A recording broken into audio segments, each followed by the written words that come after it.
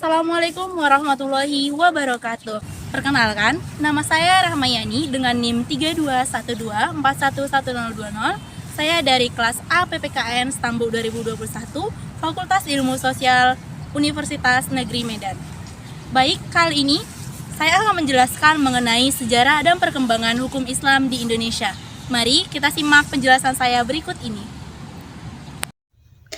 Sejarah perkembangan hukum Islam di Indonesia tidak dapat dipisahkan dari sejarah Islam itu sendiri. Hukum Islam berkembang sejalan dengan perkembangan dan perluasan wilayah Islam serta hubungannya dengan budaya dan juga umat lain. Perkembangan itu tampak sekali pada awal periode di mana 4 khalifah pertama yang disebut dengan Al-Khulafaur Rasyidin pada tahun 11 sampai 14 Hijriah. Memasuki era kemapanan, fikih ini sangat diperlukan, bukan semata-mata untuk mengatur ibadah saja, akan tetapi melainkan meliputi bidang-bidang kehidupan lainnya, seperti hubungan antar negara, hubungan ketatanegaraan, dan administrasi pemerintahan, hukum pidana, serta peradilan. Nah, selanjutnya akan kita bahas mengenai perkembangan hukum Islam di Indonesia dari masa kemerdekaan hingga pada masa sekarang. Yang pertama, hukum Islam pada masa kemerdekaan tahun 1945. Pada zaman kemerdekaan, hukum Islam melewati 2 periode. Yang pertama, penerimaan hukum Islam sebagai sumber persuasif. Yang kedua, periode penerimaan hukum Islam sebagai sumber otoratif. Sumber persuasif dalam hukum konstitusi adalah sumber hukum yang baru diterima orang apabila ia telah diyakini.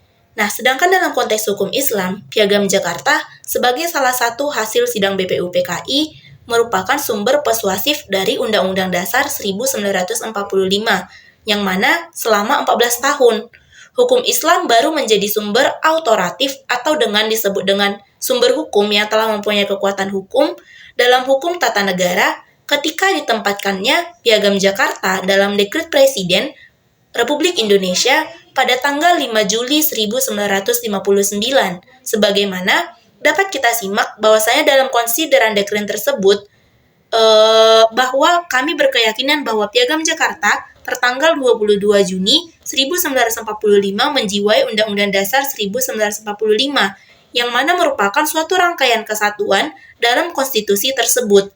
Perdebatan panjang tentang dasar negara di PPUPKI kemudian berakhir dengan lahirnya apa yang disebut dengan Piagam Jakarta.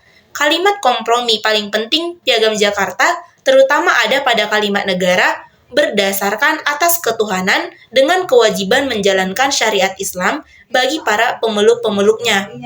Nah, pada periode ini, status hukum Islam tetaplah samar-samar, karena umat Islam itu sendiri masih merasakan adanya suatu permainan politik yang berpotensi besar pada ketentuan yang dicita-citakan oleh umat Islam. Yang kedua, hukum Islam pada masa kemerdekaan, periode revolusi hingga keluarnya Dekret Presiden pada tanggal 5 Juli 1950. Dengan berlakunya konstitusi tersebut, maka Undang-Undang 1945 menyatakan berlaku sebagai Konstitusi Republik Indonesia, yang merupakan satu dari 16 bagian negara Republik Indonesia Serikat. Konstitusi RI sendiri, jika ditelaah, sangatlah sulit untuk dikatakan sebagai konstitusi yang menampung aspirasi hukum Islam. Akan tetapi, jika dikaitkan dengan hukum Islam, perubahan ini tidaklah membawa dampak yang signifikan. Mengapa?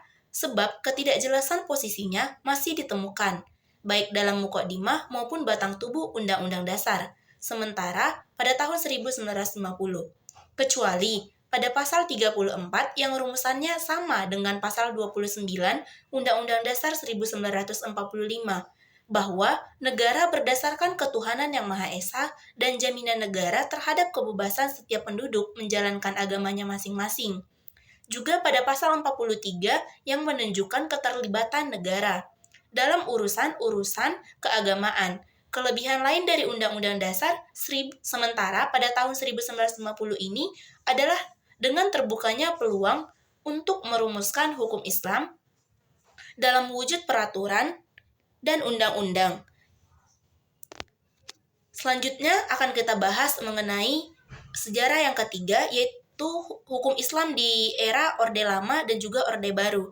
Nah, mungkin tidak terlalu keliru jika dikatakan bahwasanya Orde Lama ini adalah era kaum nasionalis dan komunis. Sementara kaum muslim pada masa era ini perlu sedikit bersabar dalam memperjuangkan cita-citanya. Salah satu partai yang mewakili aspirasi umat Islam kala itu adalah Partai Masyumi, yang harus dibubarkan pada tanggal 15 Agustus 1960 oleh Soekarno. Mengapa dibubarkan? Dengan alasan tokoh-tokohnya terlibat pemberontakan atau yang disebut dengan PRRI di Sumatera Barat. Penegasan terhadap berlakunya hukum Islam semakin jelas ketika Undang-Undang Nomor 14 Tahun 1989 tentang peradilan agama ditetapkan. Hal ini kemudian disusul dengan usaha-usaha intensif dari mengkomplikasikan hukum Islam di bidang-bidang tertentu. Dan upaya membuahkan hasil pada saat bulan Februari 1988. Soeharto sebagai presiden menerima hasil kompilasi itu dan juga menginstruksikan penyebarluasannya kepada Menteri Agama. Nah, selanjutnya kita akan membahas mengenai hukum Islam di era reformasi dan hingga pada masa sekarang. Pemerintahan Soeharto, gemuruh demokrasi dan kebebasan makin meningkat di seluruh pelosok Indonesia. Setelah melalui perjalanan yang panjang, di era ini setidaknya hukum Islam mulai menempati posisinya secara perlahan namun pasti.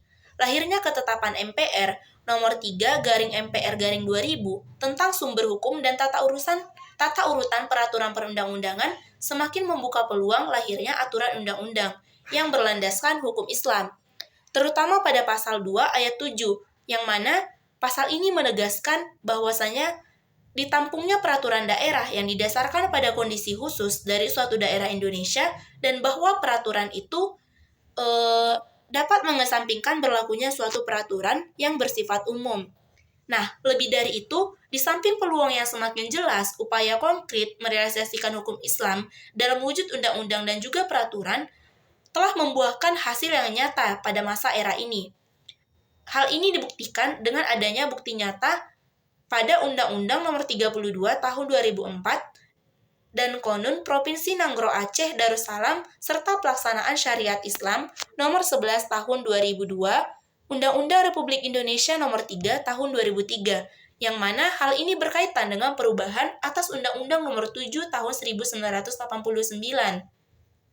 Serta beberapa undang-undang lainnya yang seperti sengketa bank syariah, pada kali ini ditangani langsung oleh pengadilan agama. Indonesia telah mengalami perubahan yang signifikan sepanjang berabad-abad. Dari awal masuknya Islam oleh pedagang Arab, hukum Islam mulai merasuk ke dalam sistem kehidupan masyarakat Indonesia. Melalui pengaruh penyebaran agama, terbentuklah berbagai kerajaan Islam di Nusantara yang menyumbang pada pengembangan hukum Islam lokal. Selanjutnya, masa kolonialisme Belanda memunculkan sistem hukum dualisme yang menjadikan hukum adat dan hukum Belanda berdampingan dengan hukum Islam. Pada abad ke-20, gerakan reformasi Islam memperkuat kembali keberadaan hukum Islam dalam sistem hukum nasional, yang mana kemudian disusun dalam kerangka hukum modern Indonesia. Nah, dengan ini maka dapat saya simpulkan, dengan demikian perkembangan hukum Islam di Indonesia mencerminkan adaptasi yang terus-menerus, dari asimilasi dengan hukum lokal hingga integrasi dalam sistem hukum modern yang komprehensif. Sekian video penjelasan mengenai sejarah pertumbuhan dan perkembangan hukum Islam di Indonesia. Terima kasih kepada Ibu dosen pengampu mata kuliah hukum Islam, Bu Surati Manalu SHMH. Mohon maaf apabila ada kesalahan dalam video penjelasan saya. Sekian dan terima kasih. Akhir salam. Assalamualaikum warahmatullahi wabarakatuh.